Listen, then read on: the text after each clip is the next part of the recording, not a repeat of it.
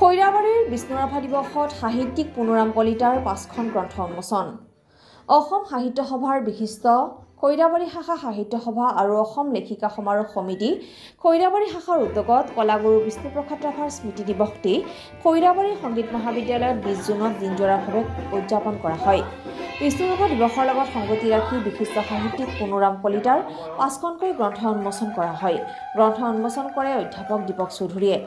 ৰাভাদেৱৰ স্মৃতি দিৱসৰ লগত ৰজিতা খুৱাই অসম সাহিত্য সভাৰ পতাকা উত্তোলন, সদৌ অসম লেখিকা সমাৰোহৰ পতাকা উত্তোলন, স্মৃতি তৰ্পণ, বিষ্ণুপ্ৰসাদ ৰাভাৰ প্ৰতিচ্ছবিত মাল্যাৰ্পণ, চিত্ৰাংকন প্ৰতিযোগিতা, বিষ্ণু সংগীত আৰু কবিতা আবৃত্তি প্ৰতিযোগিতা আৰু দুপৰীয়া মুকলি সভাৰ লগতে গ্ৰন্থ উন্মোচন আৰু বঁটা বিতৰণী অনুষ্ঠান অনুষ্ঠিত হয়। North east live today, Khoirabari.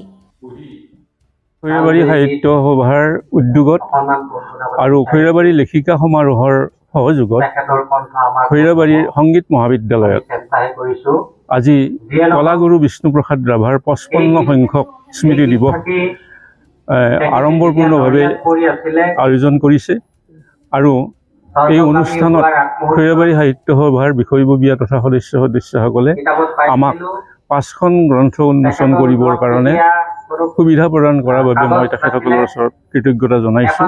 মোৰ 5খন গ্ৰন্থৰ ভিতৰত আজি আছিল যে ভক্তিৰ মাহাত্ম্য, পুৰাণৰ সাধু, মৰহা ফুলৰ সুবাস, অলংকাৰ আৰু প্ৰবন্ধ মালিকা।